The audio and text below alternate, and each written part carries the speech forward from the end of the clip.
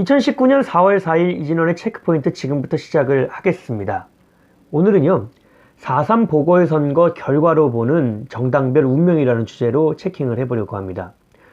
어제 보궐선거가 있었습니다. 이번 보궐선거를 통해서 경남 창원 성산구에서는 여영국 정의당 후보가 한석을 차지하게 됐고, 경남 통영시 고성군 지역에서는 정점식 자유한국당 후보가 한석을 차지하게 됐습니다. 그래서 지금 판세로는 범여권이 한석, 그리고 야당이 한석을 가져갔다고 평가를 하고 있는데요. 그런데 이것을 간단하게 타의 기록 1대1로 봐야 될지에 대해서는 좀 살펴봐야 될 의문이 있다는 것이죠. 왜 그러냐면 기본적으로 정당별로 명운이 갈렸기 때문입니다. 그래서 오늘은요 정당별로 어떤 운명을 지금 갖고 가고 있는지에 대해서 간략하게 짚어보려고 합니다. 이야기를 이어나가 보도록 하겠습니다. 먼저 여당인 더불어민주당입니다. 더불어민주당 이해찬 당대표 머릿속에 아마 양날의 칼이라는 키워드가 떠다닐 겁니다. 왜 그렇게 생각을 하느냐면요, 기본적으로 더불어민주당이 이번에 창원 성산구의 국회의원 후보를 냈더라면 아마도 자유한국당 강기훈 후보가 국회의원으로 당선될 가능성이 컸을 것이라는 추측이 있습니다. 왜 그러냐면 여론조사를 봤을 때는요 여영국 후보하고 강기훈 후보가 4대2 정도의 그 격차를 달리고 있었거든요. 그런데 개표를 해보니까 강기훈 후보하고 여영국 후보 0.5%, 거의 500여 표 차로 근소하게 여영국 후보가 이기는 상황이 발생을 한 거거든요. 그렇다면 이거는 성공이라고 보기에도 애매하고 실패라고 보기에도 애매한 상황이 돼버린 거죠. 만약에 이제 민주당 후보를 냈더라면 앞서 말씀드린 대로 강기훈 후보가 국회의원이 됐을 것이고, 그것으로 인해서 정권 심판론이라는 이야기가 나올 수밖에 없었을 것은 사실입니다. 그것을 피하기 위해서 여영국 후보하고 이제 후보 단일화를 한 것인데, 그런데 제가 왜 이것을 양날의 칼이라고 말씀을 드린 것이냐면 한쪽 칼날은 그거였습니다. 민주당이 이번에 창원 성산구에 후보를 냈다가 낙선하는 경우였던 거죠. 근데 그 칼날 말고 반대쪽 칼날은 무엇이냐면, 이번에 정의당이 여영국 후보의 당선을 통해서 과거 민주평화당과 함께 만들었던 평화정의의 연대처럼 그 원내 교섭단체를 구성할 수 있는 권한이 생겼습니다. 지금 같은 경우에는 원내 교섭단체를 구성할 수 없었기 때문에 목소리를 내기가 어려웠다면 이제 민주평화당과 함께 목소리를 내려고 할 것이라는 것이죠. 기본적으로 민주당에 대해서도 어느 정도 공격을 할 수 있는 상황이 됐다는 것입니다. 그런데 이해찬 당대표 이런 생각을 한 것이죠. 양날의 칼 중에 한쪽 면을 골라야 된다면 이 민주당 후보가 낙선하는 쪽을 버리자는 생각을 한 것 같습니다. 그렇게 생각을 해서 이 여영국 후보와의 후보 단일화를 이룬 것인데, 기본적으로 봤을 때는 민주당 완패했다고 봐야 될 것 같습니다. 왜 그러냐면 이 창원 성산구 지역 같은 경우에는요 PK 지역이라고는 하지만 좀 다른 면이 있습니다. 다른 PK 지역과요. 어떤 부분이냐면 PK 지역이지만 노동계의 입김이 강하고요 유입 인구가 많다는 부분이에요. 공업도시이기 때문이죠. 그런 부분에 있어서는 PK 지역이라고는 하지만 자유한국당보다 어떻게 보면은 민주당이나 아니면 정의당 같은 곳이 강세 지역인 것은 사실이거든요. 근데 이런 곳에서 강기훈 후보하고 여영국 후보가 약 0.5% 차이로 당락이 갈렸다는 것 자체가 민주당에 대한 정권 심판론으로 다가올 수밖에 없다는 부분입니다. 한 가지 더 말씀을 드리자면은 이번 선거를 통해서 여론조사에 대한 국민들의 의구심이 생겼을 것이라는 생각을 해봤습니다. 창원 성산구에서 여영국 후보가 강기훈 후보를요 기본적으로 4대2 정도로 따돌리는 것으로 나타났었거든요. 40%대 20% 정도가 됐으니까요. 근데 통을 열어봤더니 0.5% 차이가 났다는 것이죠. 500표 정도 차이요. 그러면은 바닥 민심하고 여론조사가 지금 맞고 있지 않다는 모습을 보여준다는 것을 생각을 해볼 수가 있는 부분입니다. 여기에 대해서 혹자는 이런 이야기도 할 수 있어요. 여기 PK 지역 아니냐, PK 지역에서 한 여론조사를 가지고 어떻게 전국에다가 통합적으로 반영을 해볼 수 있겠느냐 이야기를 할 수 있겠지만, 이 창원 성산구 같은 경우에는 앞서 말씀드린 대로 범여권이 강세인 지역이었습니다. 그렇다 보니까 서울의 범여권이 강세인 지역과 비교를 해도 무방하다는 생각을 해봤습니다. 그렇기 때문에 보편적으로 비교를 해볼 수 있다는 부분이죠. 그런 부분에 있어서 봤을 때는 이 여론조사에 대한 국민들의 의구심이 강해질 수밖에 없다는 생각해봅니다. 이 모든 분석이 이야기하고 있는 바는 무엇이냐면요, 문재인 대통령의 정책에 대해서 국민들이 신뢰를 보내지 않고 있다는 것을 보여준다는 것이죠. 그렇기 때문에 문재인 대통령 지금 정책의 방향성이 잘못된 거 빠르게 인지해야 됩니다. 레임덕은 강력하게 왔다고 생각은 드는데요, 그나마도 그 레임덕을 막으려면 지금이라도 어떤 정책이 올바른 것인지를 직시해야 될 것으로 보여집니다. 이어서 자유한국당 이야기를 해봐야 되겠죠. 자유한국당 황교안 당대표 머릿속에는 아마 이런 키워드가 떠오를 거라고 생각을 합니다. 고속도로입니다. 왜 고속도로냐? 황교안 당대표 지금 정치 초년생이었습니다. 그럼에도 불구하고 창원 성산구 같은 법력권 강력 우세 지역에서는요, 강기훈 후보가 거의 여영국 후보를 500여 표 차이로 이기게끔 만드는데 큰 공을 세웠고, 통영 고성 지역 같은 경우에는 이제 60대 40 정도로 정점식 후보가 아주 완전하게 압승을 하게끔 또 이끌었다는 부분이에요.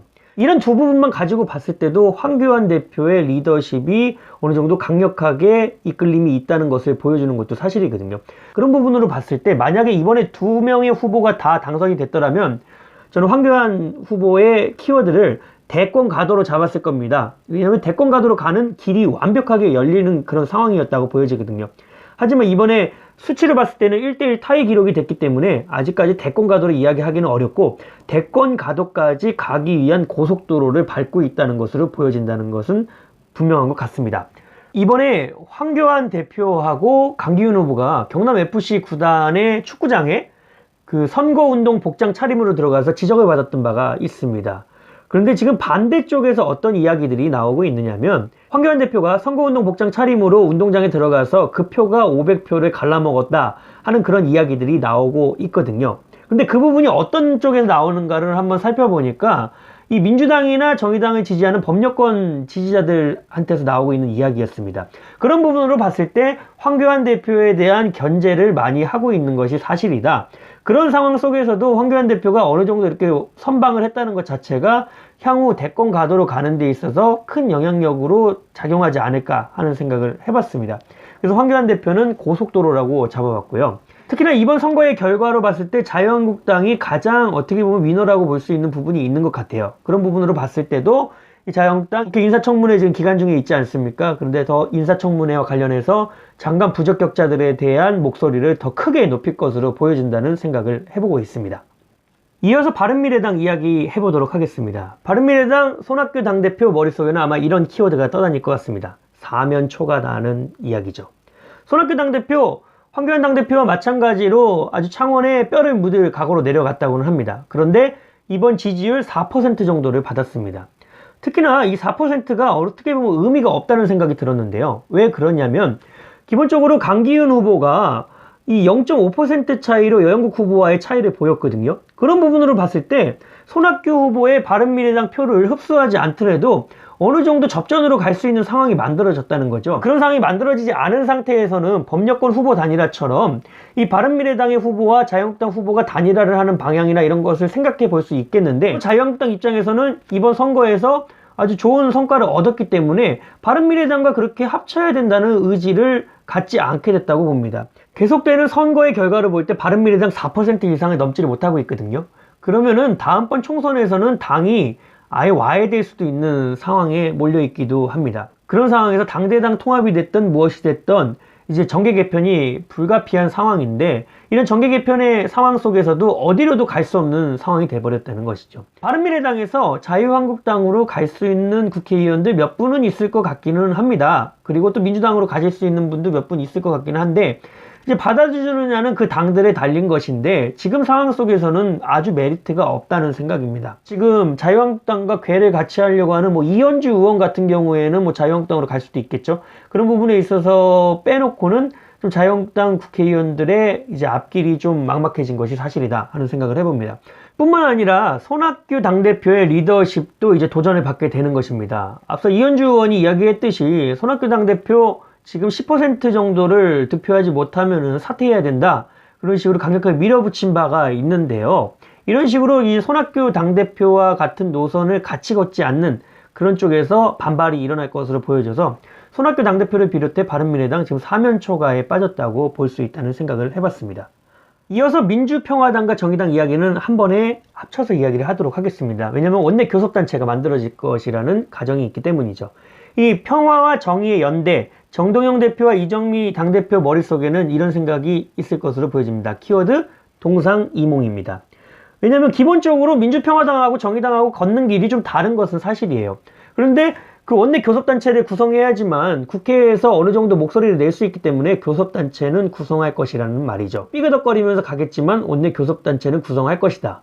그리고 서로 동상이몽을 하면서 갈 것이다 하는 그런 생각을 해봤습니다. 특히나 이 민주평화당과 정의당의 연대가 민주당에게 있어서 앞서 말씀드린 대로 양날의 칼이 될 것이라고 했는데, 여기서 좀 더 구체적으로 말씀을 드리자면요, 이 민주평화당 같은 경우에는 호남을 지지 기반으로 하고 있는 당입니다. 그렇기 때문에 민주당이 어느 정도 휘청을 해서 호남 내에서 다시 한번 이전에 충남 지역에서의 자민련처럼 그렇게 맹주가 될 수 있는 그런 가능성을 한번 만들어보자 하는 취지에서 가고 있기 때문에, 이 정의당과 연대에 가고 있는 동안에요, 민주당을 어느 정도 공격하려는 그런 의지를 보일 것으로 보입니다. 그리고 정의당 같은 경우에도 그 점에 있어서는 자신들의 홀로서기를 이유로, 또 그리고 민주평화당과의 그런 연대를 이유로 해서 또 거절하기가 어려운 상황에 있거든요. 그러다 보니까 잘 알고 계시지 않습니까? 민주평화당에는 아주 노련한 정치인들이 많이 있습니다. 중진의 정치인들이잖아요. 그러니까 이런 정치인들이 민주당을 어느 정도 역공하려는 그런 의지를 정의당과 함께 보일 수 있다는 생각을 해봤습니다. 이야기를 마무리해 보도록 하겠습니다. 오늘 이야기를 마무리하면서 저는 키워드를 이렇게 잡았습니다. 민주정치에는 수기의 미학도 있겠지만 신속함의 미학도 필요한 것인데 하고 잡아봤습니다. 열차가 보이실 겁니다. 서울역에 제가 서 있습니다. 서울역에서 이제 부산을 가야 되는데, 이 무궁화호를 타고 가면은 경치를 보면서 여유롭게 갈 수 있는데, 시간적인 이유로 봤을 때는 KTX를 타고 빨리 가는 것도 중요하다는 것인데요. 이 선택에 있어서 정치는 신속함이 좀 필요할 때가 많이 있습니다. 그런데 기본적으로 이번 선거 결과를 통해서 4당 체제로 다시 또 변모가 됐습니다. 그렇다 보니까 기본적으로 또 4당의 뜻이 모아지지가 않으면은 교착 상태에 계속해서 빠질 수 있는 상태가 됐는데, 대한민국이 민주공화국이기 때문에 민주적인 절차에 맞춰서 가는 것은 당연합니다. 그런데 우리나라가 가지고 있는 특수성상 또 정책 결정이 신속해야 되는 것도 사실이기도 하거든요. 그런 부분에 있어서 4당 체제로 바뀐 국회 교착 상태에 빠질 수도 있다는 우려를 해봅니다. 2019년 4월 4일 이진원의 체크포인트, 오늘은요 4.3 보궐선거 결과로 보는 정당별 운명이라는 주제로 체킹을 해봤습니다. 시청해주셔서 감사합니다.